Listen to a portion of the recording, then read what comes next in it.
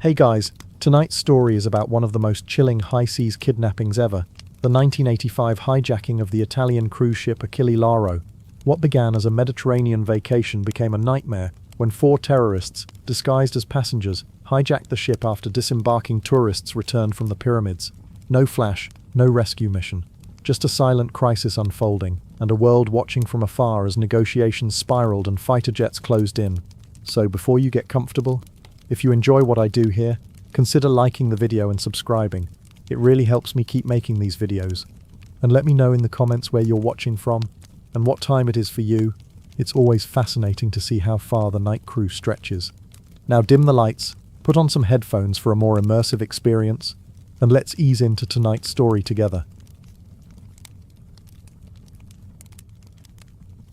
Monday, October 8th, 1985. The Italian cruise ship Achille Lauro, weighing 23,000 tons, is sitting at the port of Alexandria on the coast of Egypt. It is the 5th day of a 12-day trip across the Mediterranean. The journey began in Genoa and has already stopped in Naples and Syracuse. Alexandria is only another stop on this holiday cruise. Nothing hints that it will turn into anything else. That morning, hundreds of passengers leave the ship.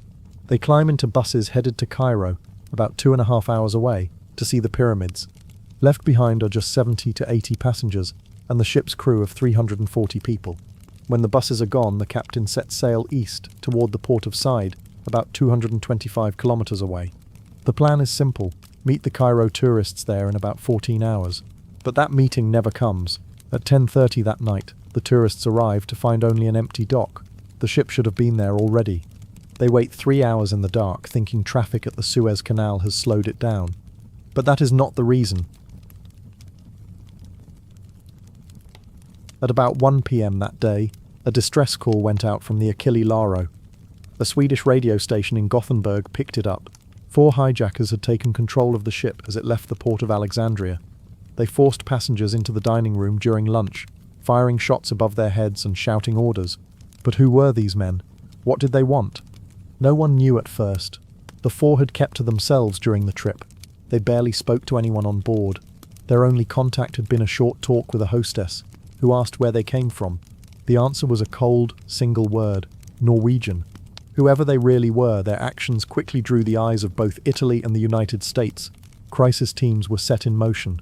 At first, the White House was not alarmed. Terrorist incidents, after all, were becoming almost weekly news. But by 4 p.m., word spread that American passengers were on board. That changed everything. Washington switched to crisis mode. While Italy and the United States argued over what to do, life aboard the Achille Lauro was anything but calm. The hijackers pulled Captain Gerardo de Rosa onto the bridge and shouted at him in Arabic, a storm of angry words he could barely follow. Then, switching to clumsy English, they ordered him to sail north toward the Syrian port of Tartus. Their earlier claim of being Norwegian now looked laughable. Still, their true identity and purpose would not be revealed just yet. That night, October 7th, the ship hailed port officials at Port Said as it moved along the Egyptian coast. In that exchange, the men finally dropped the disguise. They announced themselves as members of the Palestinian Liberation Front, or PLF, a militant faction that had broken away from the larger Palestine Liberation Organization, the PLO, which acted as the governing body of Palestine. The PLF issued their demand: the release of 50 Palestinians locked inside Israeli prisons. The hijacking now shifted from a local crisis to a regional storm. Israel was suddenly involved, and with that the entire balance changed. Negotiating peace became far more tangled. The Italians, once active in talks, grew noticeably cautious, even passive, knowing the stakes had just risen. At first, Italian Prime Minister Bettino Craxi argued that since the hijackers' demands were directed at Israel, Italy should not be the one negotiating. But there was another reason for his hesitation. Over the past decade, Italian foreign policy had shifted toward building closer ties with Arab states around the Mediterranean. Moving too aggressively against the hijackers could make Italy look overly friendly with Israel, a risk Craxi was not willing to take. The wider backdrop was tense. Only a week earlier, Israeli forces had struck the PLO headquarters in Tunis. It was revenge for the killing of 3 Israelis in Cyprus.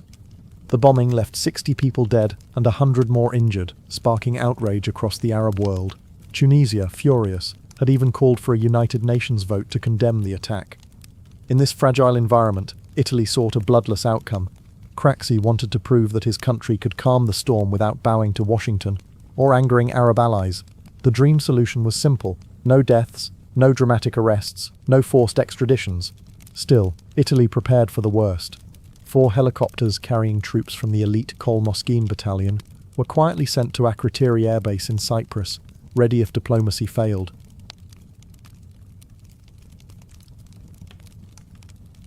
The Americans, unlike the Italians, had no interest in patience or careful diplomacy.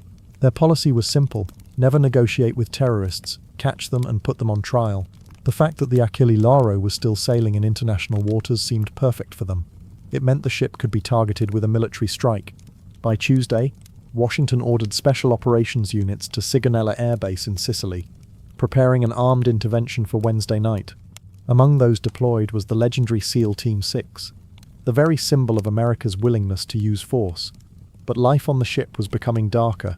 On the morning of October 8th, the hijackers began sorting passengers inside one of the lounges.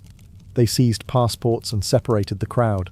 12 Americans and 6 British travellers were quickly marked as valuable bargaining chips. 2 elderly Austrian tourists were also pulled aside. When questioned, they admitted they were Jewish. That was enough for one gunman to slam the husband to the floor and smash him with the butt of his rifle. A cruel reminder that the stakes were now brutally personal.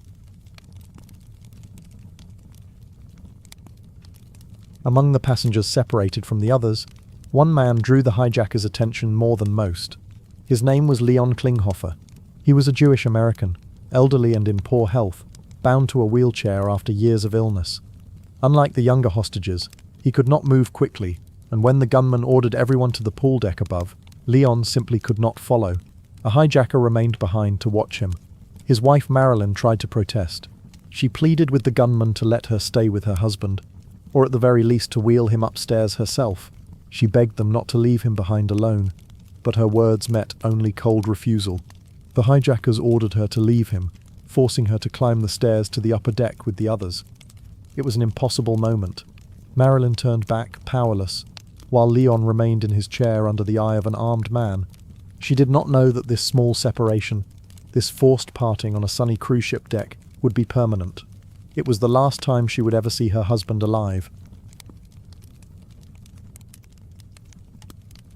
By 11 a.m. the Achille Lauro reached the coast of Tartus in Syria. The hijackers immediately demanded permission to dock. They repeated their call for Israel to release 50 prisoners and insisted that both British and American negotiators come aboard. If not, they warned, hostages would begin dying at 3 p.m., but Tartus refused them entry. The likely reason was pressure from the United States, which had already begun urging countries in the region not to give the hijackers safe harbor. Keeping the ship trapped in international waters left the gunmen isolated. At 2:32 p.m., nearly 3.5 hours after their first demands, the hijackers sent a chilling radio call to Tartus. "What about the negotiators? Negotiators! We will start killing at 3 p.m. We cannot wait any longer. We will start killing." "What are the developments, Tartus?" "We will kill the second. We are losing patience." The port replied, "The ship is heading toward you for negotiations. We warn against further delay. Please sail back to the position fixed for you. Why? That is all." At 3:23 p.m., this message implied that one passenger had already been executed, sometime between 2:58 and its delivery.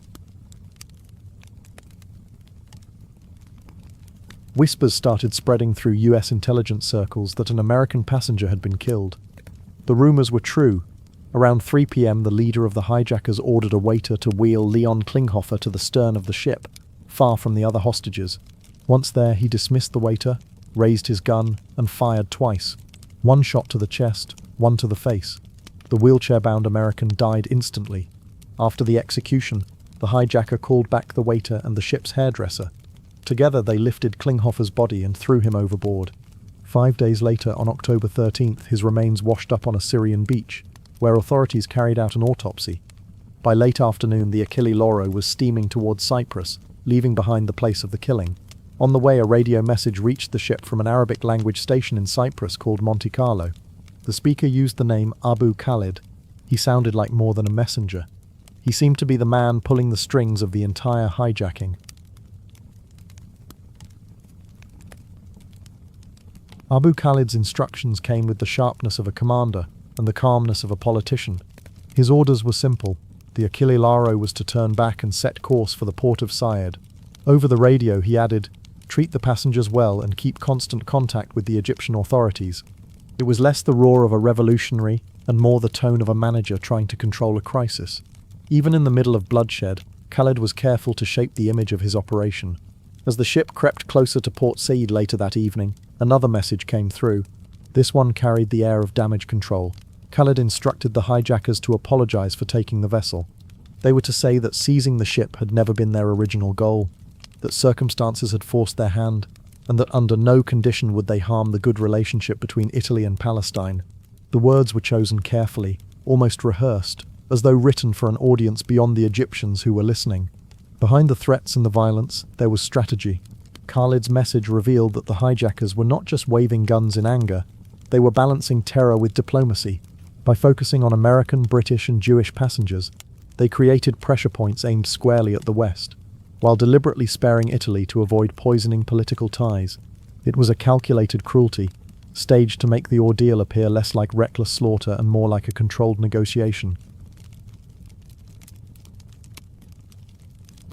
As the hijackers rushed the Achille Lauro toward Port Said, US intelligence rushed to uncover the identity of the mysterious Abu Khalid. Analysts at the Bureau of Intelligence and Research dug through scraps of information until they found a curious clue, a newspaper clipping linking the name Khalid to Mohammed Abbas, the leader of one faction of the PLF. It turned out Khalid was the name of Abbas's firstborn son, a flimsy lead, but one Israeli contact confirmed it. They had heard the alias before and were 99% sure Abu Khalid was Abbas himself. This created an awkward twist. Unknown to most outsiders, Abbas had already been intercepted in Cairo on Tuesday, October 8th, while en route to Tunis. That night around 10:30 p.m., Italian Foreign Minister Giulio Andreotti had contacted his Egyptian counterpart, Boutros Ghali, asking that Palestinian diplomats be involved in mediation. Ghali tried to reach Yasser Arafat, head of the PLO, but could not get through. Soon after, Egyptian intelligence informed him that a senior member of the Palestine National Council was about to pass through Cairo. That man was Mohammed Abbas. When Abbas stepped off his plane, he was quietly taken aside, hauled into the foreign ministry, and dropped in front of Italian and Egyptian officials, ready to play mediator in the very hijacking he himself had set in motion. It was, of course, a clear conflict of interest, and it did not take long for everyone in the crisis to realize who Abbas really was. The Italian journal Limes later noted that during the radio talks, the hijackers instinctively addressed him as commander. That single word, carried over the airwaves, was enough to alert intelligence stations to his true identity. The secret was out, and it was a serious problem. The fact that the hijacking was being directed by a PLO loyalist made the situation even more delicate. The PLO, after all, was the only Palestinian authority that held any degree of legitimacy in the eyes of the West. If Italy or the United States openly accused it of terrorism, they risked burning their one fragile bridge into Palestinian politics. For that reason, some American analysts began advising against a military strike. Better, they thought, to let the Palestinians save face and negotiate a way out through the Egyptians. It was a strategy the Italians were already pursuing, hoping to contain the crisis without igniting a wider political fire. In the end, the question of a military strike slipped out of American hands. By 7:15 a.m. on Wednesday, October 9th, the Achille Lauro had crossed into Egyptian waters. Despite US protests, the ship was now under Egyptian control, and talks began with both Egyptian and Palestinian envoys. Any chance of an American intervention vanished with the coastline. From that moment, Mohammed Abbas found himself in a strange position, mediating the resolution of a hijacking he had secretly engineered. Small wonder the talks moved quickly. By 1:30 p.m., barely 6 hours after negotiations opened, Captain De Rosa transmitted a calm message to Port Said. "I am the captain. I'm speaking from my office, and my officers and everybody is in good health." That statement, which implied the hostages were safe, gave Italian and Egyptian officials cover to strike a deal. The hijackers would walk free in exchange for releasing the ship and passengers. Not everyone agreed. The US ambassador in Egypt, Nicholas Viliotes, refused to endorse the terms, insisting that justice required prosecution. But in the end, only Italian and Egyptian signatures went on the papers, leaving the Americans sidelined. At that moment, Captain De Rosa knew a terrible truth. Not every passenger on the Achille Lauro was unharmed. The day before, soon after Leon Klinghoffer's murder, the leader of the hijackers, Magid al-Mulki, stormed up to the bridge. In his hand was Klinghoffer's passport. Without hesitation, he handed it to the captain and delivered the chilling words that the man had been eliminated. It was not an idle threat or a bluff meant to scare. De Rosa later explained in a television interview that he could see the evidence for himself. Mulki's trousers and shoes were stained with fresh blood, a silent confirmation of what had happened below deck. The captain, standing there on the bridge of his own ship, realized he was being forced to carry out a cruel performance, pretending all was well when he knew one of his passengers had been murdered in cold blood. Later that same day, when Egyptian authorities and negotiators made contact, De Rosa was ordered at gunpoint to speak over the radio. With a weapon pressed close, he had no choice but to say that everyone was alive and well.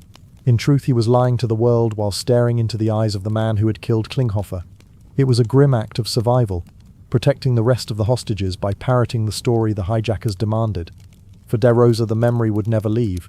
He had witnessed not only the hijacking of his ship, but also the brutal silencing of a helpless man, forced to cover it up while standing at the very center of the storm.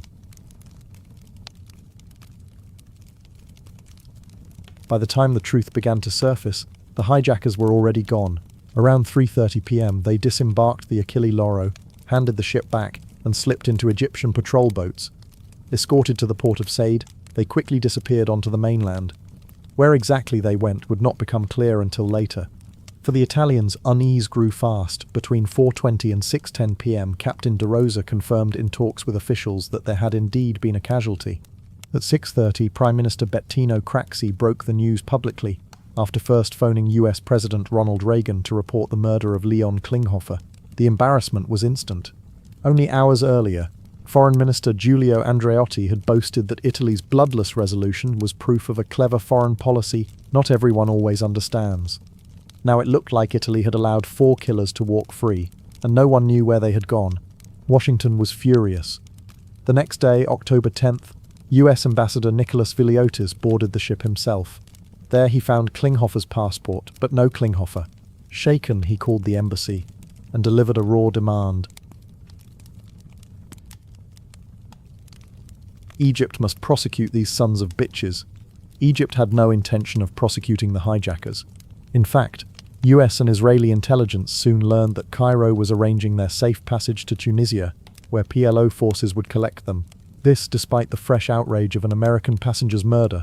By 6 p.m. on October 10th, just over a day after leaving the Achille Lauro, the hijackers were tracked to Al Marza Air Base near Cairo, preparing to board an Egypt air flight. President Hosni Mubarak told the world the hijackers had already left Egypt and that he did not know their whereabouts.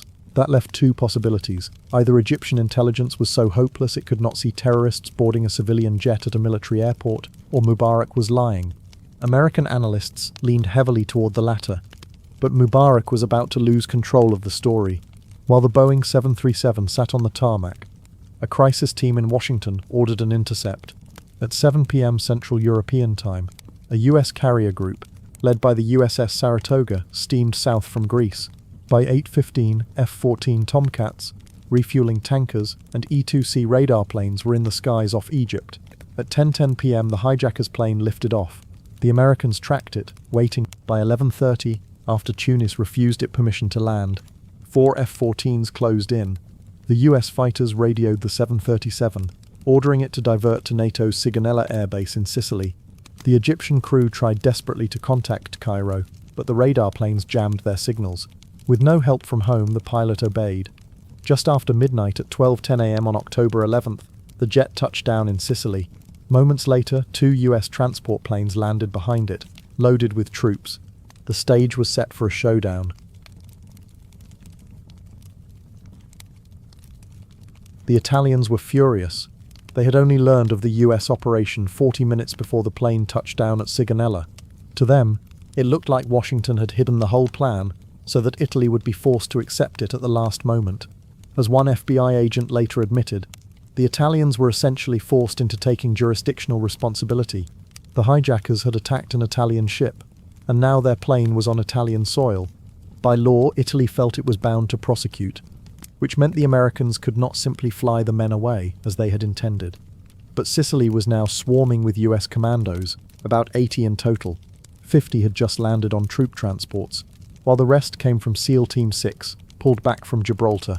They were determined to seize the hijackers and bring them to trial in the United States. The result was a standoff. Both nations claimed jurisdiction. On the ground, American forces stood ready to move, but soon found themselves ringed by some 50 Italian Air Force commandos and gendarmes. Orders were clear. If the Americans tried to leave with the prisoners, the Italians would stop them, by force if needed. Reinforcements soon arrived, tipping the numbers heavily in Italy's favour, roughly 300 to 80. Accounts differ on how long the confrontation lasted, but it dragged on for hours. Well into the morning of October 11th, a call from the White House finally broke the deadlock. US troops were ordered to stand down after an agreement was struck between the US Secretary of State and Italy's foreign minister. Italy would keep custody, but promised the hijackers would face prosecution. When Italian troops boarded the 737, they found not only the 4 hijackers but also their entourage, and as a prize, the mastermind himself, Mohammed Abbas. The crisis was officially over, but the aftermath left scars. Italy refused to extradite Abbas, claiming there was a lack of evidence tying him to the hijacking. He slipped away to Iraq and never saw an Italian cell. The gunman who killed Leon Klinghoffer, Magid al-Malki, received 30 years, while the others got terms between 15 and 25. Years later, Italy reversed its earlier stance and convicted Abbas in absentia, but he remained untouchable. The hijackers insisted they had never meant to seize the Achille Lauro. They claimed they had planned an attack on the Israeli port of Ashdod, a stop on the cruiser's route, and only improvised when the crew discovered them. Italian courts and intelligence doubted the story, but that, as they say, is another nest of worms best left unopened. The hijacking of an Italian cruise ship showed how a single bold move can shock the world and leave governments scrambling. Decades later, the battlefield has shifted. The oceans are digital now, and the pirates don't carry rifles, they carry code. Which brings us to one of the biggest digital heists in history, the hunt for the $477 million FTX hacker. The 9th of June, 2020, South Bend, Indiana. 2 in the morning. Most people are sleeping, but a dark car cuts through empty streets like a knife through butter. Inside sit 5 men from a gang called the Choa Boys. They have guns, they have flashlights. One of them has an AR-15. At 2:15 a.m., the car stops. The target house sits quiet in front of them. 5 masked men jump out. They move like shadows. The front door breaks easy. Too easy. The sound wakes up the homeowner upstairs. His partner stirs beside him. The homeowner doesn't know what's happening, but his instincts do. He reaches for his gun. The fight doesn't last long. Soon the homeowner is face down on the floor. His partner gets dragged from the bedroom. Both end up tied to chairs. The next few hours are not pleasant. The gang wants to know where the stash is hidden. They ask nicely at first. Then they ask not so nicely. Eventually, they put a bullet in the homeowner's leg to help his memory. It works. The homeowner gives up the location of his safe. Inside, the gang finds tens of thousands in cash, a few bricks of drugs, hundreds of illegal pills. Christmas morning for criminals. The gang packs up their prizes and heads for the door. But someone was watching. A neighbor saw too much and called the cops. When police arrive, they find a house that looks like a tornado hit it. 2 people still tied up, drugs scattered everywhere like confetti after a very bad party. But nobody knew this messy night was just the beginning. This home invasion was one thread in a web that would lead FBI agents straight to the mastermind behind one of the biggest crypto thefts the world had ever seen. June 25, 2020, Cedar City, Utah, late night. A young couple sits in their car. They're waiting. Someone is supposed to pick up a backpack, but nobody comes. The minutes drag by. Still nothing. They're about to leave when 2 men walk up to their car. The men signal for them to get out. The couple doesn't know these guys. They step out anyway. That's when the 3rd man shows up. He's carrying an AK-47. The other 2 pull handguns. They want the trunk opened. Now. Inside sits a backpack stuffed with money. $250,000 in cash. The men grab it and speed away in a car with Indiana plates. Nice touch.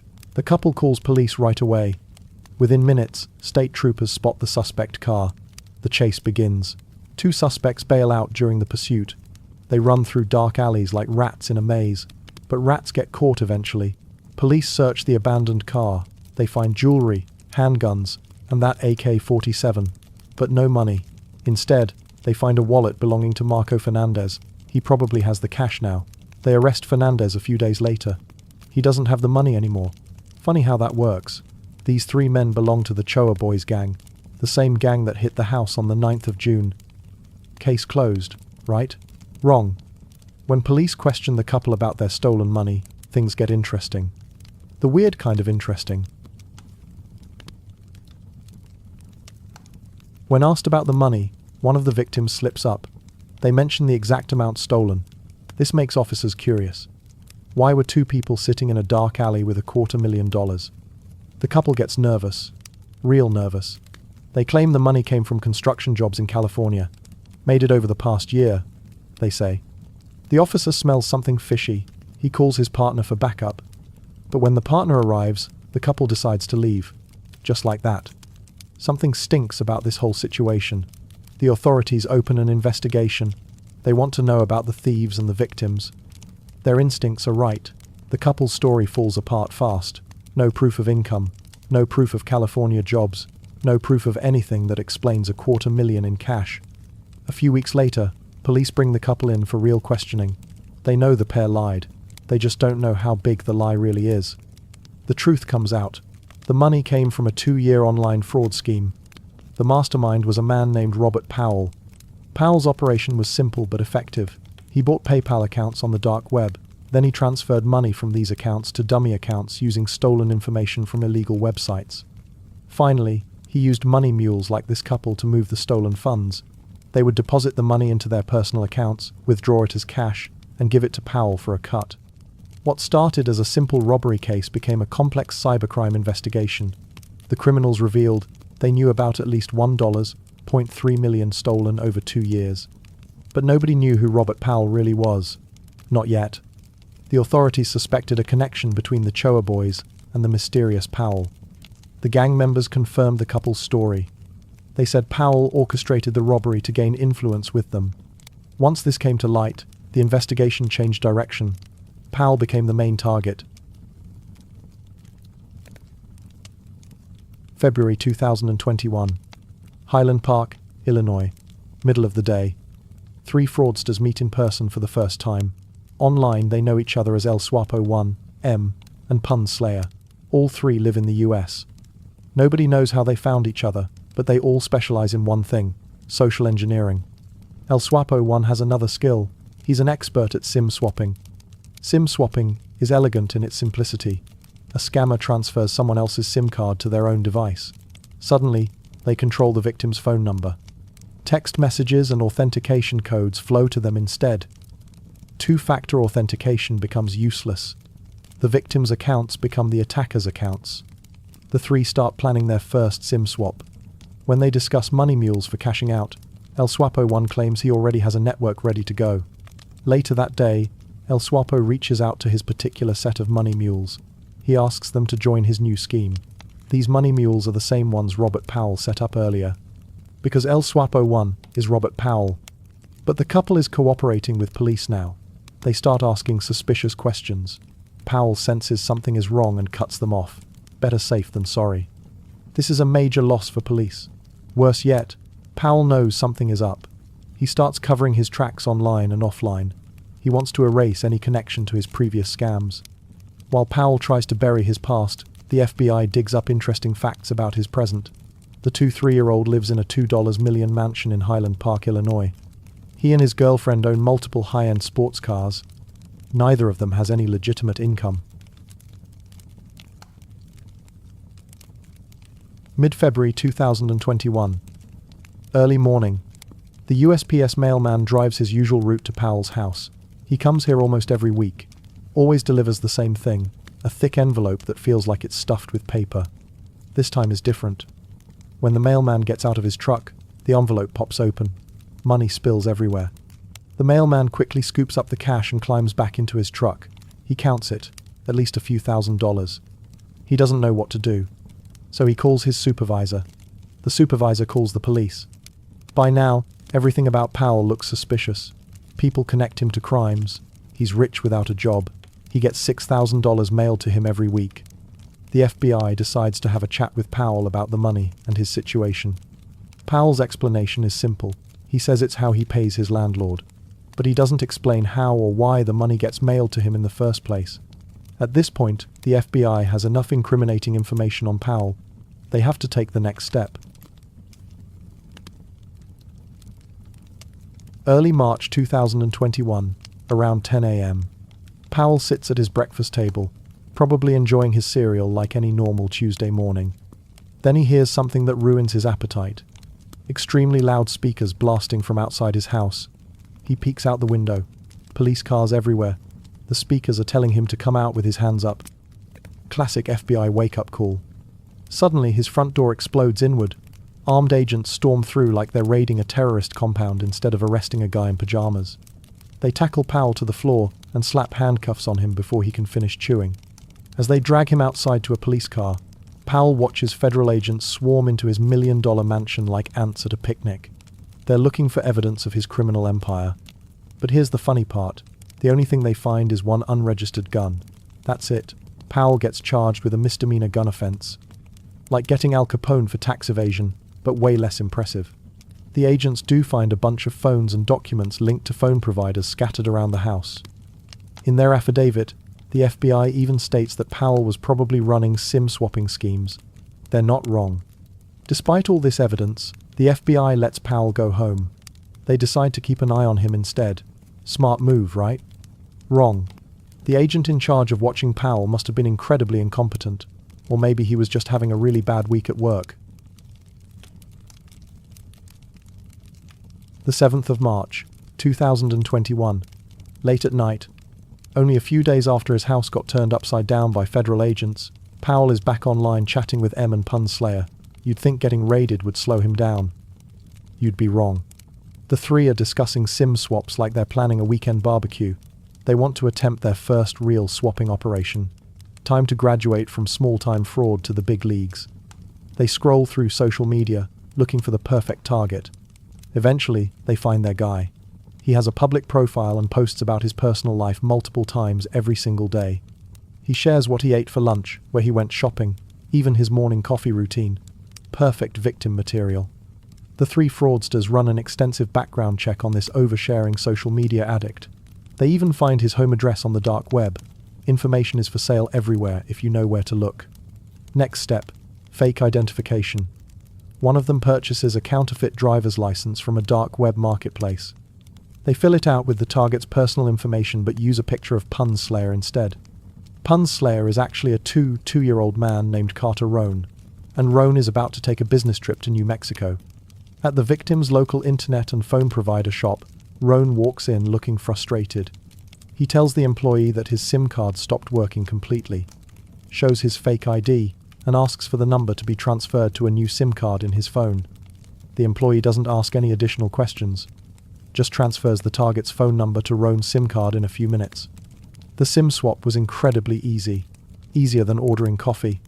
This would mark the beginning of a truly generational SIM swapping operation that would make them rich beyond their wildest dreams. This wasn't an isolated case of bad security, though.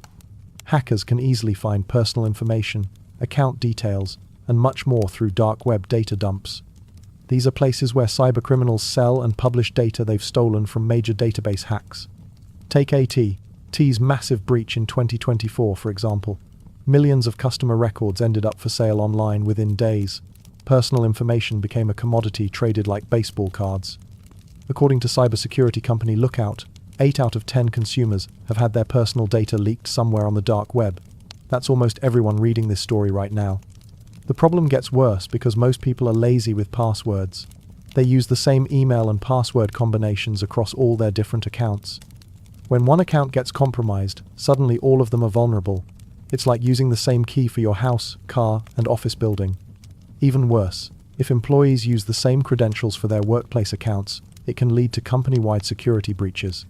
Stolen funds, massive leaks of internal company information, industrial espionage. all because someone couldn't be bothered to create a unique password. It only takes one careless employee to bring down an entire corporation. One person clicking the wrong link or reusing their Netflix password for work email can cost millions in damages and destroy years of trust with customers. Mid-2022. After making decent money by SIM-swapping regular people with bad security habits, Powell starts thinking bigger, much bigger. Normal people only have so much money in their accounts. But crypto influencers and large companies? Now we're talking real wealth. Powell realizes that if he wants to be truly wealthy, he doesn't need to go after individual rich crypto traders using exchanges anymore. He needs to go after the crypto exchange itself. Why steal from customers when you can rob the bank? Instead of a few $100,000 from individual accounts, one perfectly executed heist against an exchange could net him tens of millions, maybe even hundreds of millions in cryptocurrency. Life-changing money that would set him up forever. However, Powell doesn't know that the opportunity for his dream heist is just around the corner. The crypto world is about to experience one of the biggest scandals in its short history. And where there's chaos and confusion, there's always opportunity for someone willing to take advantage of the situation. The perfect storm is brewing, and Powell is about to find himself in exactly the right place at exactly the right time to pull off the heist of a lifetime. The 1st of November, 2022. Meet Ian Allison. He's a journalist for CoinDesk, a crypto news website. Right now, he's sitting at his computer, about to publish an article that will change everything. He has no idea he's about to expose one of the most significant scandals in cryptocurrency history. Allison has been researching the FTT token, a cryptocurrency created by the FTX exchange. During his investigation, he discovered a strange financial connection between FTX and Alameda Research, a crypto trading firm. Both companies were controlled by the same person, Sam Bankman-Fried. Here's where it gets interesting. A massive portion of Alameda's $14.6 billion in assets was made up of FTT tokens. This meant Alameda's financial stability depended heavily on an illiquid self-issued asset rather than actual cash, stablecoins, or other liquid holdings that you could easily convert to money. Even more suspicious, $5.8 billion of Alameda's assets were sitting in FTT tokens.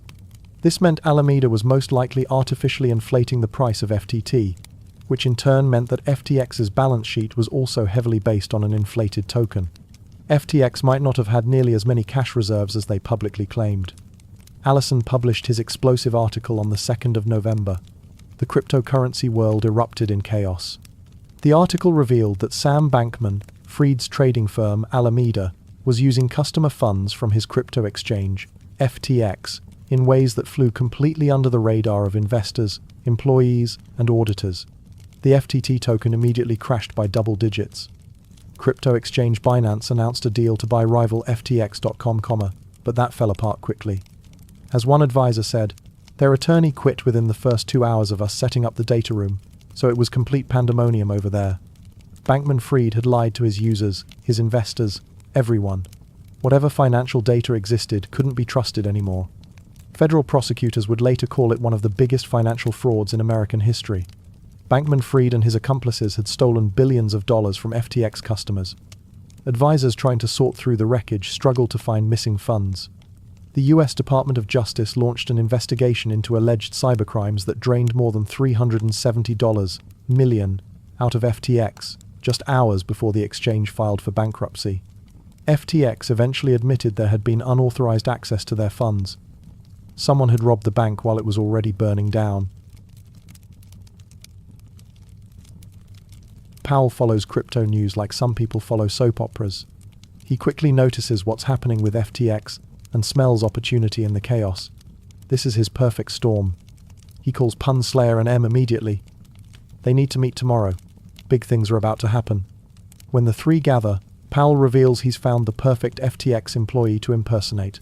Her name is supposedly Jen Chan. I couldn't verify this detail, but it makes sense, since she's the company's chief financial officer. She probably has access to important FTX accounts. Most importantly for their plan, she's a woman. M gets assigned the main SIM swap task. They decide she should do it at an Apple store in El Paso, Texas. Why that specific location? My guess is that if things went sideways, M could easily flee across the border to Mexico. M is actually a 1-year-old woman named Emily Hernandez. But Powell isn't taking any chances. He orders another person to do a second SIM swap as a distraction from the main event.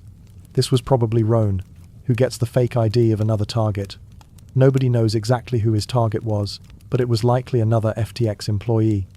They're planning their biggest heist ever, and just before they want to execute their plan, luck smiles on them.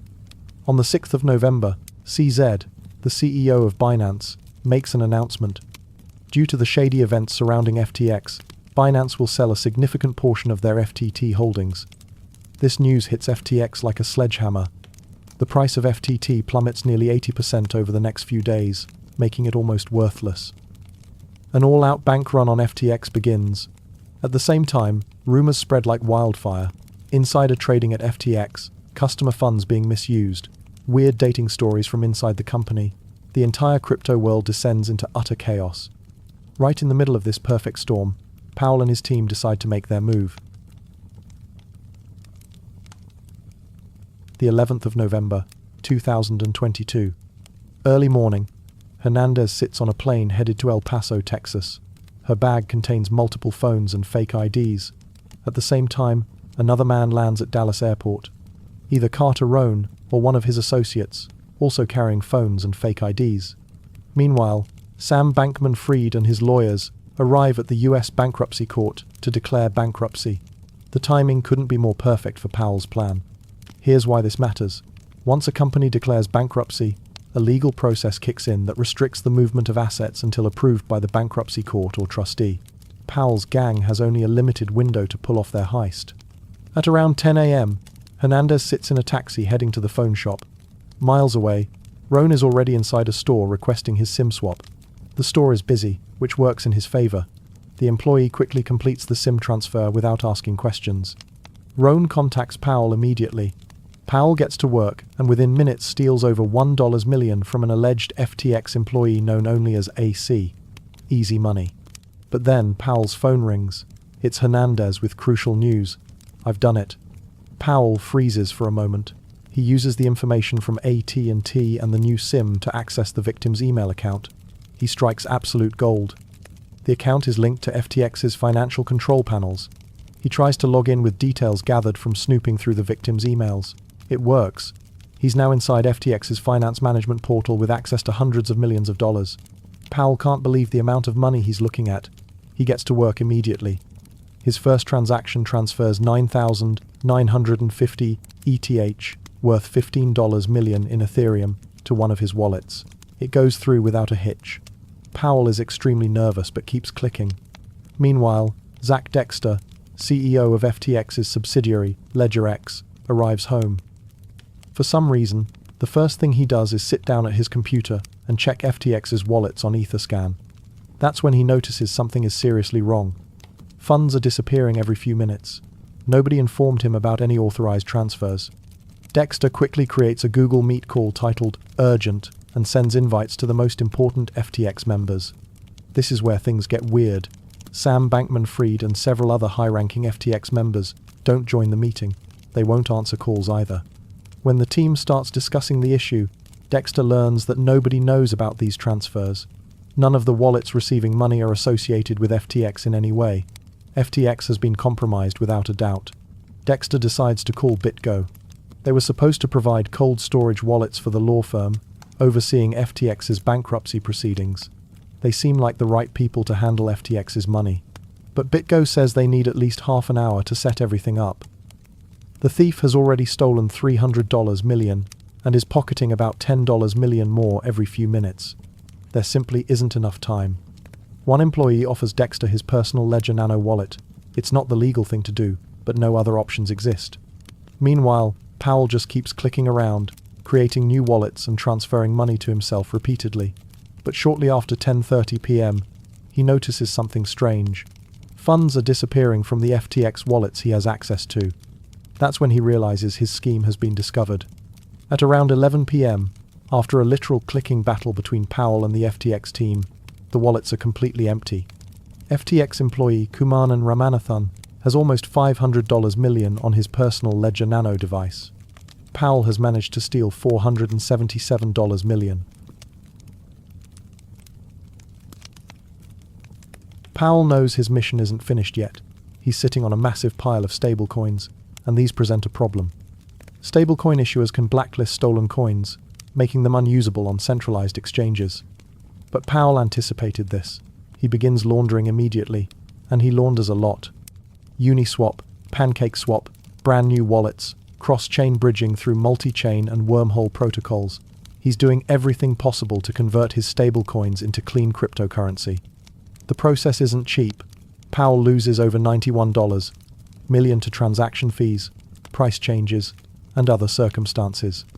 But he still has over $300 million, which he's exchanged mostly for Ethereum and other native chain tokens. Next, a big chunk of this ETH gets sent to mixers or tumblers like the now-sanctioned Tornado Cash. A mixer is essentially a communal pot where funds are constantly sent in and withdrawn by different people. Since there are so many transactions flowing through mixer wallets all the time, nobody can tell whose specific funds are being withdrawn at any given moment. Inside the mixer, all funds get mixed together like ingredients in a blender, making it impossible to track ownership. Powell now has a bunch of ETH sitting in mixers, but he doesn't want all his eggs in one basket. He also cross-chain swaps some of his ETH to Bitcoin. To do this, he uses ThorSwap and Renbridge. Ironically, Renbridge is owned by Alameda Research, the same company connected to the FTX scandal. Finally, this Bitcoin gets sent to other mixers like Sinbad and Chipmixer, where the digital trail gets completely cut off. The laundering process is basically complete. At this point, it's time for Powell and his team to celebrate. They just stole hundreds of millions from FTX, and even better, everyone thinks it was either an inside job or some Russian hackers. Nobody knows the real truth. And let's not forget that Powell organized and executed this entire operation while under FBI investigation for his previous fraud schemes. Whoever was supposed to be watching him did a terrible job, and was possibly indirectly responsible for FTX's complete collapse. It truly was a masterpiece of a heist. But for some reason, they didn't stop SIM swapping afterward. That was a huge mistake. Because FBI agent Brent Bilardo began investigating FTX's supposed hack, and found weird connections to a known fraudster named Robert Powell. I need to clarify that the following segment is pure speculation on my part. There's no concrete public information on exactly how they got caught. However, since they kept SIM swapping and stealing after the FTX heist, it's very likely that Emily Hernandez was recorded by a CCTV camera while doing one of these later swaps. When investigators compared her footage with the person who swapped the FTX employee's SIM card, they probably discovered it was the same person. Once Hernandez got arrested, she most likely gave up Powell and Rome to save herself. I say this because during the ongoing trial, Emily Hernandez pleaded guilty. Part of her plea deal involves cooperating with the government. This suggests she was offered a deal after being arrested, which involved giving up her partners in exchange for a reduced sentence. As for Powell, he's currently under house arrest and recently asked permission to go to Chuck E. Cheese for his girlfriend's birthday party. His trial is still underway. Something I find strange is that pictures of these three criminals are nowhere to be found online. The case has received almost no public attention given the massive degree of crime that occurred. For a $477 million heist, you'd expect more coverage. The hunt for the $477 million FTX hacker proved that in the digital age, you don't need a gun or a mask to vanish. You just need the right code. But sometimes, disappearing isn't a choice. Sometimes, it's a cruel twist of fate. Like the story of a man who would spend 15 years stranded on a desolate strip of sand, cut off from the world. The night was black as tar when Captain Jean de Lafargue found himself in quite the pickle. The 31st of July, 1761. 2 maps spread before him on his ship, Luteal, both claiming to show the same patch of Indian Ocean. Problem was, they told completely different stories about where the hell he was. The French captain had sailed from Madagascar's east coast into darkness, thick as molasses. Winds howled at 20 knots, shoving his ship around like a toy boat in a bathtub. Jean didn't need perfect vision to know something was wrong. His ship felt off course, drifting somewhere it shouldn't be. But with maps that lied more than a politician, he was navigating blind through treacherous waters.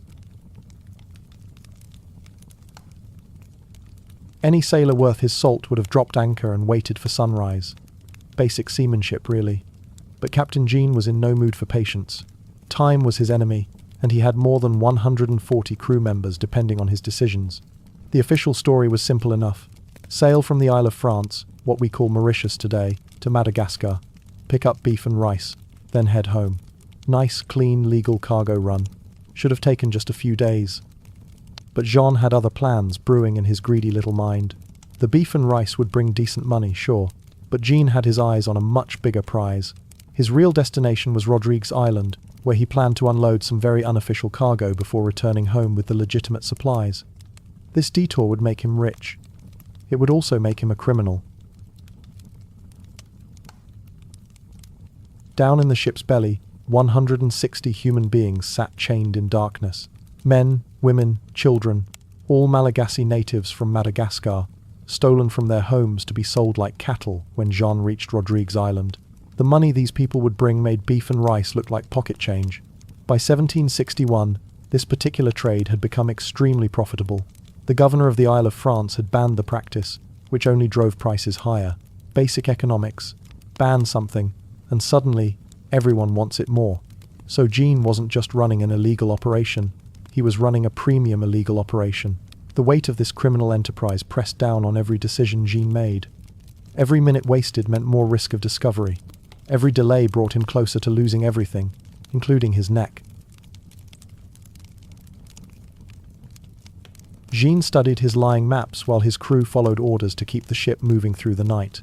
In his mind, stopping wasn't an option. The cargo below deck made waiting impossible. But if he'd shown just a tiny bit of patience and waited for first light, he would have spotted the little island sitting right in his path. Actually, the island itself wasn't the real danger. Islands don't sink ships. It was the reef surrounding it, lurking just below the surface like a sleeping monster. The choppy Indian Ocean waters grabbed Lutil and threw it straight into that hidden reef with a sickening crunch. The ship's hull split open like an egg. Water rushed in fast and mean. Within minutes, Lutil was going down, taking Jean's dreams of easy money with it. Jean and most of his crew abandoned the dying ship, swimming desperately toward the island. Even then, the ocean wasn't done with them.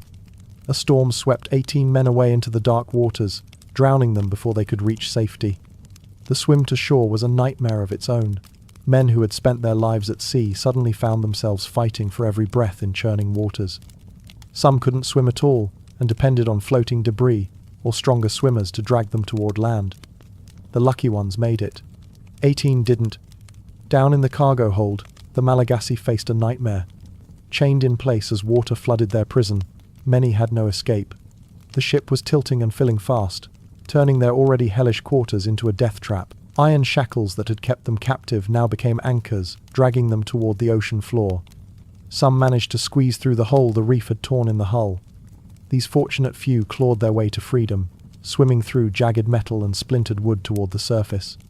Others weren't so lucky. When Lutil finally sank, almost half of the Malagasy were still trapped inside, dragged down to a watery grave. The screams from below deck haunted the survivors who made it to shore. They had heard their companions calling for help, begging to be freed from their chains. But there was nothing anyone could do. The ship went down with dozens of people still locked in its belly. Morning light revealed the full scope of their disaster. Over 120 crewmen and between 60 and 80 Malagasy had made it to shore alive. They were now stranded on what was then called the Isle of Sand. And as the sun rose, they could finally see just how screwed they really were. The Isle of Sand was about the worst place on Earth to get shipwrecked. France had discovered this godforsaken speck back in the 1722nd, sitting 300 miles northwest of Réunion Island and 280 miles east of Madagascar, middle of absolutely nowhere in the vast Indian Ocean. The isolation was complete. No shipping lanes passed nearby, no regular traffic of any kind. Ships could sail within a few miles and never spot the low-lying island. It was the kind of place that appeared on maps as a tiny dot, if it appeared at all. The island was the leftover stub of an ancient volcano, worn down by millions of years of wind and waves. Rising sea levels had swallowed most of it, leaving behind a patch of land about the size of a city block. 1 square kilometre of nothing special. Walking from one end to the other took maybe 10 minutes. You could see the entire perimeter from the centre, which meant everyone could see everything happening all the time. Privacy was impossible. Personal space was a luxury they couldn't afford. The highest point reached just 23 feet above sea level. From there, you couldn't spot ships on the horizon even on a clear day.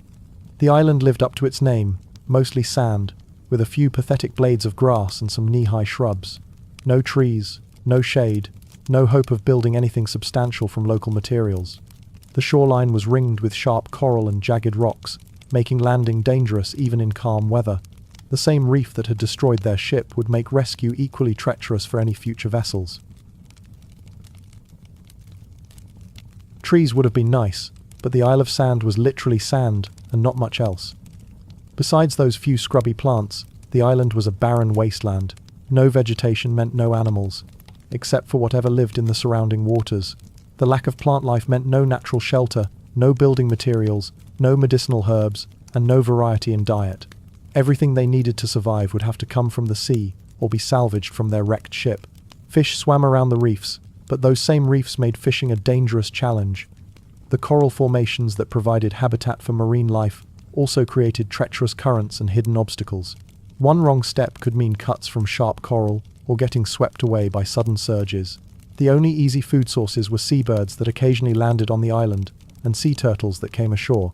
Not exactly a feast, but better than nothing. The birds were seasonal visitors, and the turtles only nested during certain times of year. Timing would be everything for survival. Fresh water was another problem entirely. The island had no streams, springs, or natural water sources. Rain was their only hope for drinking water, and the tropical climate meant long dry spells between downpours.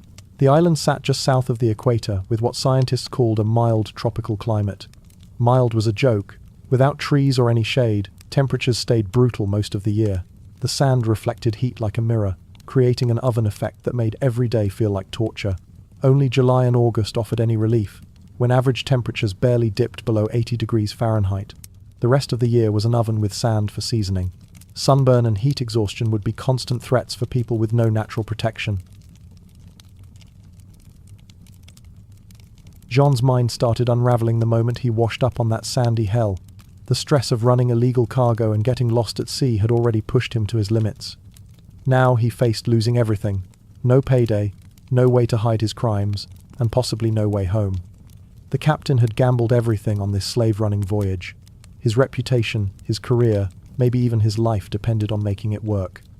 Instead, he had lost his ship, killed dozens of people, and stranded everyone on a barren island in the middle of nowhere. If rescue ever came, Jean would have to explain his illegal slave-running operation to the Isle of France governor. That conversation wouldn't go well. Criminal charges, financial ruin, and public disgrace awaited him if he ever made it back to civilization. The pressure became too much. Something in Jean's brain just snapped like a dry twig. His crew watched their captain lose his grip on reality. Jean would sit for hours staring at nothing, muttering to himself about ships that weren't there. Sometimes he would give orders to imaginary subordinates, or have conversations with people who had already drowned. They had no choice but to remove him from command. A captain who couldn't tell reality from hallucination was worse than useless. He was dangerous.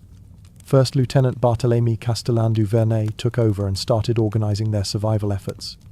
Jean spent his remaining days as a broken man, staring at the horizon with empty eyes. The weight of his failures had crushed whatever sanity he had left. He became a walking ghost, technically alive but already gone. Right after the wreck, the crew got busy salvaging whatever they could. Some gathered debris that washed ashore, while others swam out to the sunken ship to retrieve supplies still trapped inside. Their efforts paid off.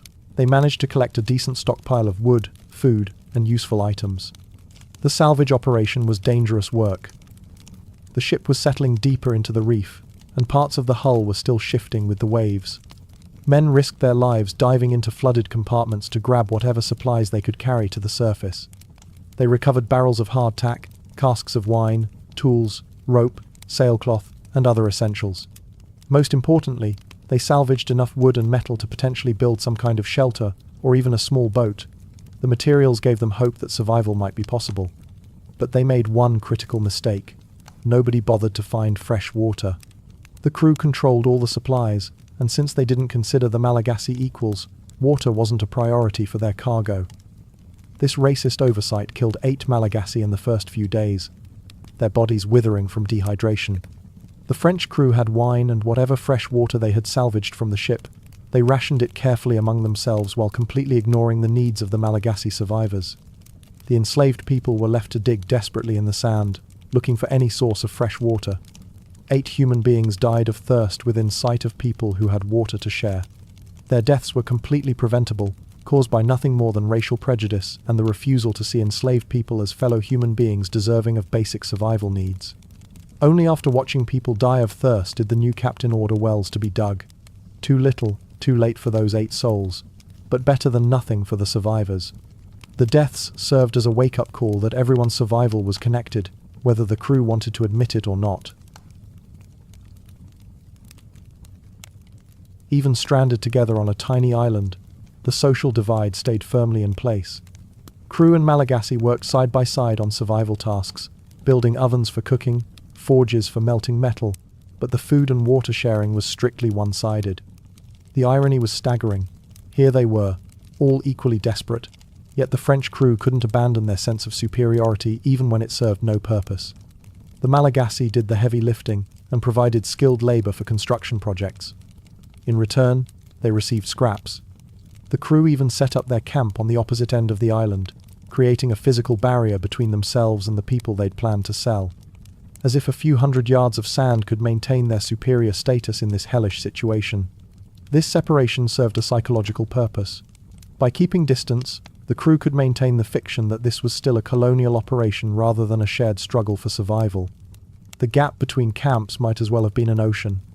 The divide became most obvious when Barthélemy ordered construction of a new ship using Lutilé's wreckage. Not a simple raft, a full ship, built from scratch on a beach with basic tools.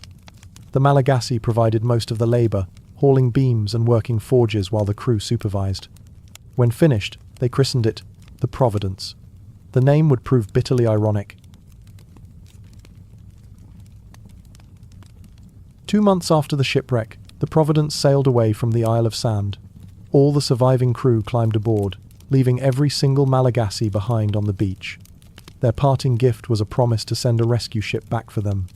A promise that would turn out to be worth about as much as the sand beneath their feet. The scene that morning must have been surreal. The Malagasy watched their former captors load supplies and prepare for departure. Barthélemy made his speech about rescue ships, but his eyes never met those of the people he was abandoning. The Providence took 4 days to reach Madagascar. During the voyage, disease swept through the small ship, killing several crewmen, including Captain Jean. Death finally ended his mental torment, but it also eliminated the man responsible for the whole mess. Jean's death was fitting in its own way. The man who had initiated this disaster through greed never lived to see civilization again. Disease spread quickly on the cramped ship, and several more crew members died during the short voyage. When the survivors reached home, Barthélemy faced the Isle of France governor's fury. The man was livid about the illegal slave operation and the disaster it caused. Despite the verbal lashing, Barthélemy kept asking the governor to send a rescue ship back to the island. The governor refused every request. The Malagasy were abandoned. The 60 or so Malagasy left behind spent months watching the horizon, waiting for a rescue ship that would never come. They had no way of knowing their former captors had already forgotten them. Every sail on the distant horizon brought hope, then crushing disappointment when it passed without stopping. Eventually, reality set in. This barren island was now their home. They would live here, and most likely die here, without ever seeing Madagascar again. With almost nothing to work with, they dug pits in the sand and reinforced them with coral rocks for shelter. The irony was cruel. In Malagasy culture, they built similar structures as mausoleums for the dead. Pits dug deep, walls rising from the bottom to a few feet above ground, topped with stone roofs. These underground buildings were meant to house the dead for eternity. Now the living Malagasy were literally dwelling in what their culture considered graves. They slept in tombs every night, a daily reminder that they might never leave this place alive. The cultural violation was profound. In Malagasy tradition, the boundary between the world of the living and dead was sacred. Living people did not dwell in tomb-like structures. This daily transgression added psychological torment to their physical suffering. The 60 or so Malagasy left behind spent months watching the horizon, waiting for a rescue ship that would never come. They had no way of knowing their former captors had already forgotten them. Every sail on the distant horizon brought hope, then crushing disappointment when it passed without stopping. Eventually, reality set in. This barren island was now their home. They would live here, and most likely die here, without ever seeing Madagascar again. With almost nothing to work with, they dug pits in the sand and reinforced them with coral rocks for shelter. The irony was cruel. In Malagasy culture, they built similar structures as mausoleums for the dead. Pits dug deep, walls rising from the bottom to a few feet above ground, topped with stone roofs. These underground buildings were meant to house the dead for eternity. Now the living Malagasy were literally dwelling in what their culture considered graves. They slept in tombs every night, a daily reminder that they might never leave this place alive. The cultural violation was profound. In Malagasy tradition, the boundary between the world of the living and dead was sacred. Living people did not dwell in tomb-like structures. This daily transgression added psychological torment to their physical suffering.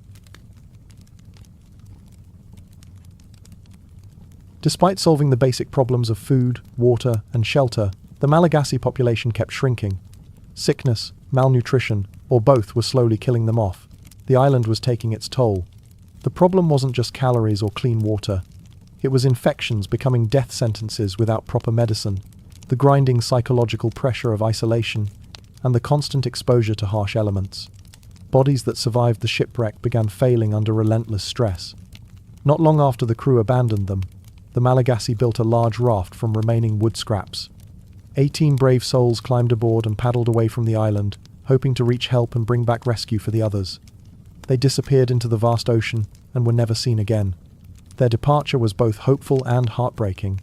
The remaining survivors watched until the raft vanished beyond the horizon, knowing they might never see their friends again but clinging to the possibility of rescue. Months turned to years on the barren island. Hope faded like footprints in sand. After 3 years of this hell, most of the original 60 Malagasy had died. Only 15 remained alive, clinging to existence on their sandy prison. The 29th of November, 1776, 15 years after the wreck, changed everything. A small French warship called the Dauphin appeared on the horizon under Captain Jacques-Marie Boudin de Tromelin. What he and his crew discovered shocked them to their cores. Of the original 60 to 80 Malagasy survivors, only 7 women remained alive. One held an 8-month-old baby born on the island. All wore clothing made from braided seabird feathers, a testament to their resourcefulness and desperation. Captain Jacques surveyed their living conditions with amazement. Small buildings clustered together, food storage sheds built from coral stones, even a lookout tower for watching ships. These people had created a functioning society from nothing but sand, coral, and determination. The Dauphin rescued all 8 survivors, 7 women and 1 infant. After 15 years, they were finally leaving the Isle of Sand. They were brought to the Isle of France and met by a new, more compassionate governor, who immediately declared them free and offered passage back to Madagascar. Surprisingly, the women refused to return home. Whether they feared another shipwreck or had other reasons, history doesn't say. The governor accepted their decision and granted them citizenship. The baby, his mother, and grandmother were taken in by the governor himself, becoming part of his family after being renamed and baptized. The other survivors settled on the Isle of France and disappeared into history. Their story seemed over, but their island gained immortality. Captain Jacques' successful rescue earned him the ultimate honor. The Isle of Sand was renamed Tromelin Island in his memory. Today, Tromelin Island remains exactly where it was 300 years ago, still sitting in the middle of the Indian Ocean. Its tragic history has made it an important archaeological site. Since 2006, 4 major expeditions have studied how the Malagasy survived 15 years in an almost uninhabitable place.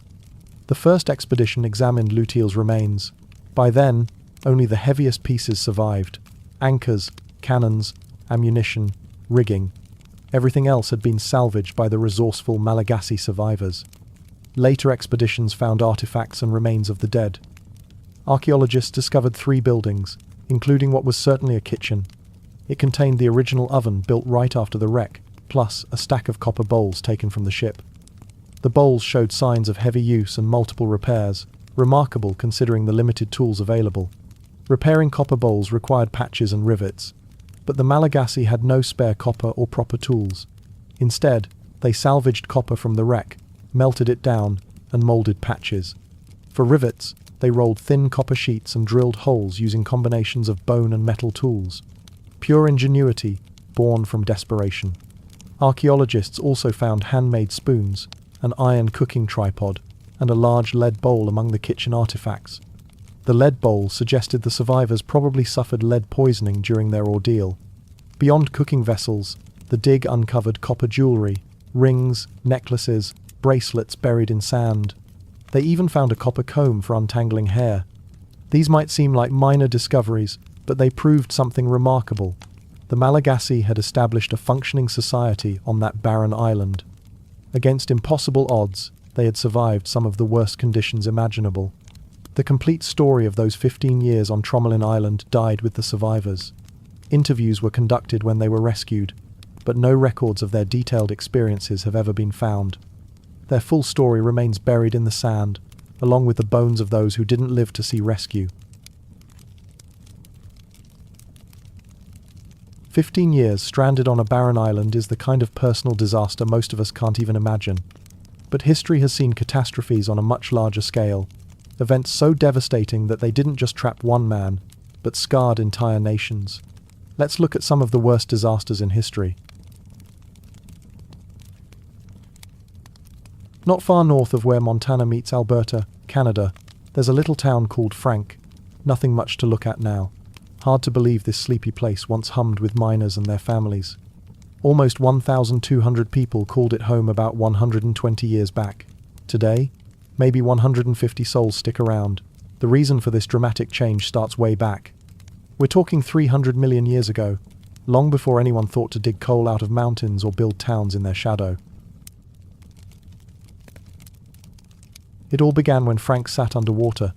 The whole place was ocean back then. Sea creatures with calcium shells lived and died down there. When they died, they sank. All those shells piled up on the bottom. Year after year, century after century, the weight pressed everything into limestone. Then the ocean went away, left behind a valley with rivers and mud flats, right where Frank would someday stand. A few 100 million years rolled by. Plants grew thick in the valley. They died and rotted. More plants grew on top. This went on for ages. All that dead plant matter got squished down hard. About 160 million years later, coal formed deep in the ground. Rich, black coal. Then the earth started pushing and shoving. Tectonic plates crashed into each other like slow-motion freight trains. The ground buckled up. Mountains rose from the valley floor. The Rocky Mountains were born. Part of that chain stands a peak called Turtle Mountain. Rises 2,200 meters above the valley. That's 7,250 feet of rock and stone. The native people knew this mountain well. They had their own name for it, called it the mountain that moves. Smart folks, those natives, they saw something others missed. But to the settlers in the early 1900s, that mountain meant money. 2 American businessmen found coal running through Turtle Mountain. One was Henry Frank. They named the town after him. When they found the coal, only 19 people lived there. Word spread fast about work and wages. In less than 2 years, nearly 1,000 people moved to Frank, all living in the shadow of the mountain that moves. By 1903, Frank buzzed with life. Shops opened, families put down roots. A tight mining community grew up around the coal.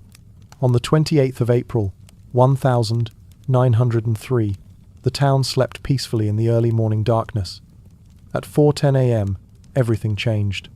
A rumble split the quiet. People heard it 200 kilometers away. In that instant, 110 million tons of rock let go. The mountain came down like a wave. Rock flowed like water at over 100 kilometers an hour. The whole disaster lasted 90 seconds. 90 seconds, to nearly wipe Frank off the map. Some places got buried under 45 meters of rubble. That's 148 feet deep. Even the lucky areas sat under 46 feet of mountain. When the dust settled, 1.2 square miles of valley lay buried beneath what used to be the top of Turtle Mountain. To put the sheer amount of rock that fell into context, someone did the math. All that stone and rubble could build a wall, 1 meter wide, 6 meters tall. That wall could stretch from Victoria, British Columbia, clear across the country, to Halifax, Nova Scotia, the whole width of Canada. That's 3,600 miles of wall from one ocean to the other. The collapse wiped out everything in its path. Homes vanished, work camps got crushed flat. Whole families died in their sleep before they knew what hit them. More than a mile of Canadian Pacific Railway track disappeared under rock. The new Frank and Grassy Mountain Railway got buried too. Those lucky enough to survive started digging out. One railway brakeman crawled from his house and remembered something terrible. A train was due any minute. He had to warn them. So he ran across the whole unstable mess of boulders and debris, made it to clear track just in time to flag down the locomotive. The engineer hit the brakes hard, stopped just short of disaster. In another area where a house once stood, a man climbed to the top of the rubble pile. His 3 young daughters made it out with him. Down below, in what used to be their home, his wife and 4 sons weren't so lucky. They were gone. In the Frank mine itself, the night shift had no clue what happened up top. They just knew they were trapped deep underground. For the next 13 hours, those miners clawed their way up through fallen rock and twisted metal.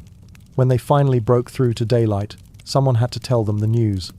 Many of their families were dead. Another miner had been sleeping in a work camp when the mountain came down. The pressure wave from all that falling rock picked him up and threw him clear across his bunk. 2 weeks before the slide, that same man was working deep in the mine when a loud crack echoed through the tunnels. They found a thick support timber snapped clean in half. The mountain was telling them something, but nobody listened. Among the survivors were 3 young sisters whose parents and brothers died that morning. The girls got split up and adopted by different families. They didn't see each other again for 41 years. Nobody knows exactly how many people died in what became known as the Frank Slide. Estimates go as high as 110 souls lost. Most agree at least 90 people from Frank died that night. Of all those bodies, only 18 were ever found. In the days after the rock slide, searchers pulled 12 bodies from the shallow areas. The rest were buried too deep to reach. It wasn't until 1922 when road workers found 6 more. They uncovered an entire house, perfectly preserved under tons of rock. The massive rubble field was just too big to move, so they left it where it fell, along with all the buildings and people still trapped beneath. As time went on, the rubble field became part of everyday life in Frank. The town slowly got used to its new skyline. Kids played tag among the boulders, jumping from rock to rock like it was some giant playground. Despite the great loss and fear about the future, people kept coming to Frank. By 1906, almost 1,200 people lived there again. A few weeks after the landslide, the Frank mine reopened. Workers started repairs and rebuilt the collapsed tunnels. The town wanted to move on and forget the disaster. But that field of rock was always there, reminding survivors of what happened. After the mourning period ended, Frank wanted answers. How did this happen? In 1911, a royal commission brought in scientists to study the mountain. They needed to know if it could happen again. Even though the town was growing, people lived in fear.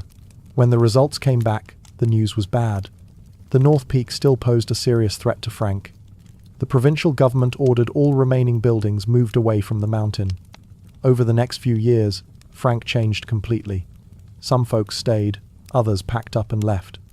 Whole buildings got lifted from their foundations and moved northeast of the mountain. Others were just torn down. When the Frank mine closed for good in 1918, the population crashed. The town still exists today, but it merged with other small places. Now it's all part of something called Crow's Nest Pass. So the question is, what happened on Turtle Mountain that caused the deadly rock slide? This mystery wouldn't get solved until the year 2000. Until then, everyone blamed the Frank mine. All that blasting and coal removal must have weakened the mountain. There's some truth to that. Mining did play a part, but it was only a secondary cause. When tectonic plates crashed together to form Turtle Mountain, something important happened. The original flat layers of rock got pushed upward and turned vertical. Many of these layers were made of soft, unstable limestone, sandstone, and shale. Over millions of years, wind, snow, and rain slowly wore away at the mountain. But the real problem was a thrust fault running right through the mountain. Unlike a normal fault line, This one pushed older rock on top of younger rock. Water got into cracks and froze. The ice expanded and made the cracks wider. This happened over and over for thousands of years. Slowly, the summit got weaker and weaker. When the mine opened, it created more instability at the base. All these factors came together in 1903 to bring the top of the mountain down to the bottom. When scientists finally figured out what really happened, they learned something else. The mountain is still unstable. Another slide will happen. It's not a question of if, but when. The good news is, geologists think it won't happen for at least another 1,000 years. But one earthquake could change everything. Alberta gets an average of 165 earthquakes every year. Marion Lee Doherty sat flipping through a magazine when something made him stop cold. He'd picked up a new hobby recently and couldn't get enough of reading about it. For as long as he could remember, Marion wanted to fly. Not just pilot a plane, he'd already done that. He wanted to really fly, like a bird. One of his earliest memories was the day he tried. Stood on top of his grandfather's smokehouse and jumped right off the roof. Broke his nose on the landing. Turns out Marion couldn't fly after all. But he could fall. And falling was pretty close to the real thing.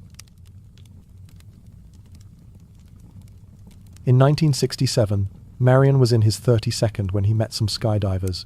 They talked about jumping out of planes for fun. Skydiving was still pretty new back then. You didn't run into parachutists every day. Sure, parachuting had been around for decades, but only in the 1952nd did people start doing it for kicks. By the 1962nd, skydiving schools popped up everywhere. More folks were willing to give it a shot. For Marion, it didn't take much convincing. A few days later, he was in a plane with a parachute strapped to his back. When that side door opened and it was time to jump, things changed. He wasn't the brave kid on the smokehouse anymore. He froze up completely. The jump got called off. But Marion wasn't about to let fear win. A few days later, he was back up there. This time, he jumped. Finally got to live his childhood dream. From that first moment of falling toward Earth at terminal velocity, Marion was hooked. He worked as a trucker, driving all over the country. Always kept an eye out for airfields and drop zones along his routes. That day, thumbing through his skydiving magazine, he found something special, a jump in Ohio on the 27th of August. But this wasn't your regular jump. This one was from 20,000 feet up, nearly 6,100 meters. Even today, most skydives start around 10,000 feet, half the altitude. This would be way more advanced than anything Marion had tried. He'd only done fewer than 10 jumps total, but he couldn't pass up a chance like this. That morning, Marion flew his plane to Ordner Airport, small private airfield in Erie County, Ohio, just west of Cleveland. When he got there, he was shocked by the crowd. At least 30 other skydiving enthusiasts showed up for this rare opportunity. The plan was simple. A decommissioned B-25 would take everyone up over Lake Erie to reach 20,000 feet. Once up there, the plane would head back toward Ordner airspace and give the signal. One by one, 18 of the 20 jumpers would leap out. They'd free fall for 17,000 feet, then deploy chutes at 3,000 feet for soft landings back at the airport. The final 2 jumpers were advanced enough to stay aboard for a 30,000-foot jump. Everyone introduced themselves and geared up. When the pilot gave the go-ahead, the parachutists started loading into the B-25. As more people climbed aboard, something bad happened. The plane's nose wheel lifted right off the ground. The aircraft was overweight. Some skydivers would have to stay behind. The pilot called back with the bad news. Those with the fewest jumps had to get off. With only a handful of jumps under his belt, Marion was one of them. He stood up, disappointed, and walked off the plane. 2 other men, Robert Cooey and Bernard Johnson, had way more experience. They made the cut.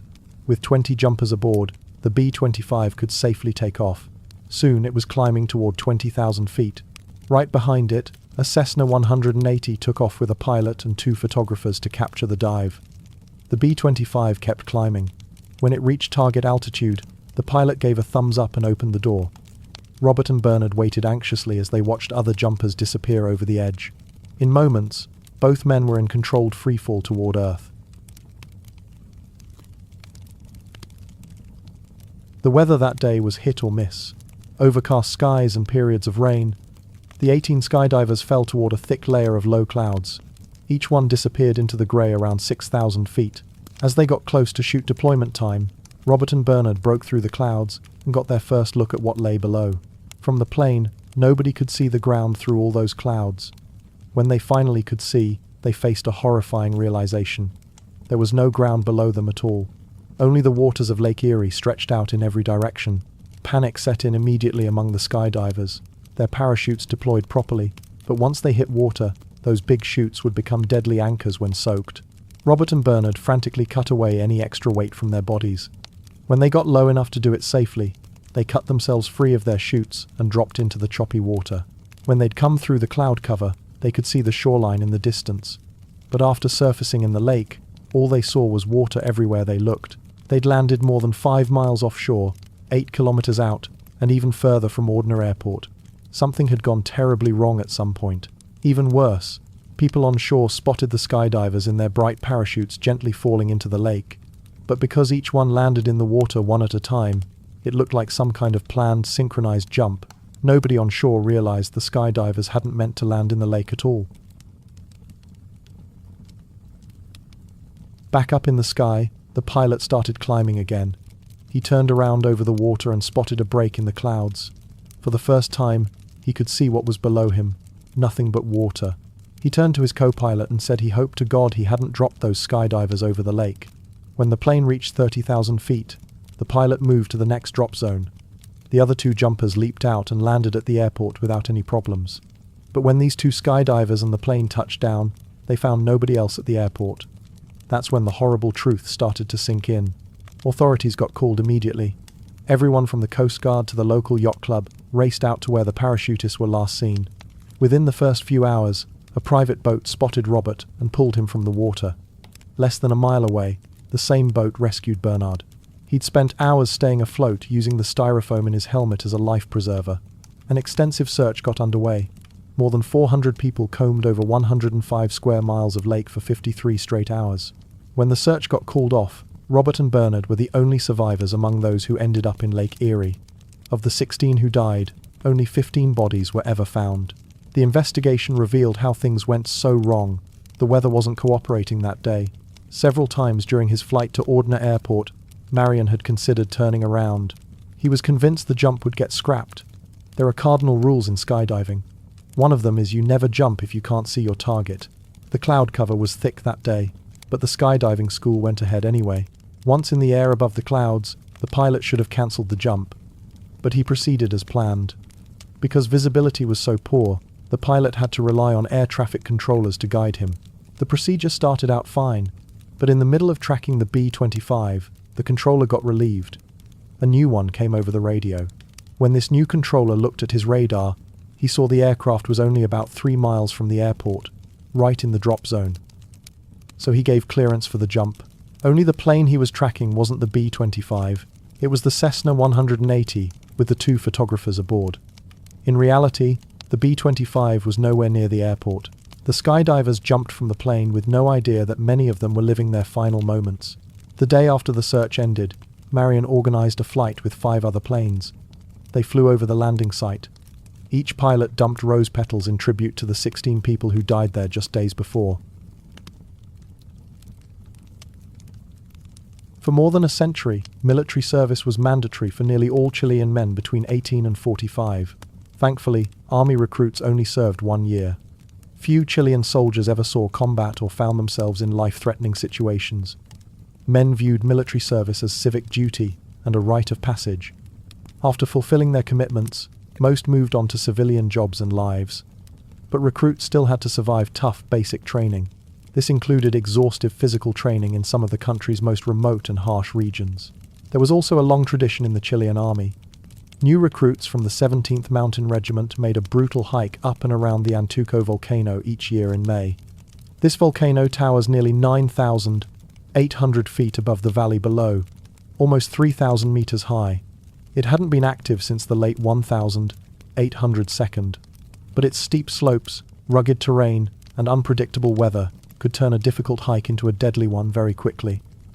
Despite this danger, each year officers led new recruits on this annual mountain march. Along the way, They did various military exercises designed to toughen the young soldiers up and sharpen their survival skills. In 2005, 485 recruits from 5 army companies took part in the march. Nearly all were from the Chilean city of Los Angeles, about 60 miles east of the volcano. Most were still teenagers who had only been in the army for a few months. The plan was for them and their commanding officers to hike from a camp at Los Barros to an elevation of about 5,600 feet. That's 1,700 meters up. From there, they'd continue on the rest of the 18-mile track that wound around the base of the volcano. If everything went according to plan, they'd take a much-needed rest before returning to their starting point. Before the hike began, Commanding Officer Major Patricio Ceraceda got a report from Chile's weather service. It warned of a strong winter storm approaching the volcano, but it's unclear if he understood just how bad the weather was about to get. This may have been because he and his junior officers had led similar training missions in poor conditions before. After all, the whole idea was to take recruits out of their comfort zones to see what they were made of. Under ordinary circumstances, this might have been fine. Also, only one of the 5 companies had boots, parkas, winter gear, and mountain survival equipment. Nobody expected it to be needed. Most only had standard boots, uniforms, caps, and sleeping bags that weren't adequate for much more than a moderately cool night outdoors. V. From ITs. On the morning of May 18, 2005, nearly 500 young men and officers set off from Los Barros. Early on, steady rain and heavy winds battered them on their way to their first stop at a shelter called Laguna. The conditions weren't anything most hadn't experienced before. But over the next several hours, the temperature dropped below freezing. Wind gusts topped 50 miles per hour. The rain turned into sleet and snow. Then things got worse. Visibility dropped to near zero. The daytime sky turned nearly as dark as night. Eventually, the snow became so blinding that recruits had trouble seeing others just an arm's length away. Some later compared the experience to being swallowed by a white tsunami. As conditions kept getting worse, one group got so lost they weren't sure who was actually leading them. By then, all they could do was continue on and hope to find shelter along the way. They formed human chains by placing hands on the shoulders of the recruit in front of them, but this was almost impossible to maintain for long in the rugged terrain, darkness, and wind. Others shouted at regular intervals to stay within earshot of the group. Despite these conditions and their inadequate training and gear, they somehow pushed forward and made it to the shelter. They collapsed instantly. Most considered themselves lucky to just be alive. They assumed they'd hunker down and wait for conditions to improve before heading back into the storm. But then, to their surprise, commanding officers from 2 companies forced more than 70 of the 485 men to get up after just a short rest. A few concerned recruits persuaded others to directly disobey these orders, but eventually, those who were too afraid to disobey direct orders did as they were told. They continued marching through freezing temperatures, wind, and waist-deep snow. By then, conditions were even worse than before. Some recruits came to the startling realization that they should have headed back with the others. Their chances of surviving were rapidly disappearing. During this nightmare, many recruits prayed. As the hike continued, many became separated from the main group due to poor visibility and sheer exhaustion. One by one, they kept wandering through the darkness. Some fell face down into the snow and couldn't muster enough strength to get up again. As others saw this and walked by with frost-bitten faces, they knew they were powerless to help. Sadly, they had little choice but to leave them where they lay and try to save themselves. Eventually, some recruits managed to find an abandoned shelter. When they went inside, they were shocked and angered to find 9 officers who had abandoned them hours before. As all this was happening, when the military realized the full force of the storm, a full-scale search and rescue operation launched immediately. But by then, reports had been so dire that the commander-in-chief said it would take a miracle for survivors to be rescued before they died of hypothermia. The extreme weather showed no sign of letting up. Getting personnel and resources to the area was no easy task. It wasn't until the following Monday that several special units with dogs reached the slopes and began probing for survivors with long steel poles. Over the next few days, searchers found and recovered 26 bodies. Most were lying face down under as much as 13 feet of snow. Some had managed to climb into their thin sleeping bags before being covered with snow and ice and dying of hypothermia. Even more chilling, some were found frozen solid in standing position, still holding rifles. In another area, one recruit was discovered hugging a sergeant. apparently a last-ditch effort to survive by sharing body heat. When the search finally ended, 45 bodies had been recovered. One was an officer, the rest were recruits. The last body was found and identified on July 6th, almost 2 months later. In the aftermath, outrage swept across the country. Elected officials, high-ranking military officers, the general public and the media all expressed fury that such a tragedy could have happened. For their obvious errors in judgment that led to nearly 4 dozen deaths, Major Saracida and 2 others were immediately relieved of duty. There were even rumors of an impending court-martial. Meanwhile, military and civilian investigations launched to determine why the exercise hadn't been postponed until weather conditions improved. Eventually, though, both of these investigations came to the same unavoidable conclusion. The fact was that the tragedy was entirely preventable, and all it would have taken to save the lives of everyone was a modest 1 or 2 day postponement. The investigation also determined that the recruits who directly disobeyed their superiors' orders had indeed saved their own lives. Of the officers involved, 9 were officially sanctioned, and several were forced to officially retire. But in addition to this forced retirement, Major Saracida received a 5-year prison sentence, of which he served 3 years and 9 months before being released in early November of 2011. In the end, what should have been an exhausting but otherwise uneventful march turned into the worst peacetime disaster in Chilean military history.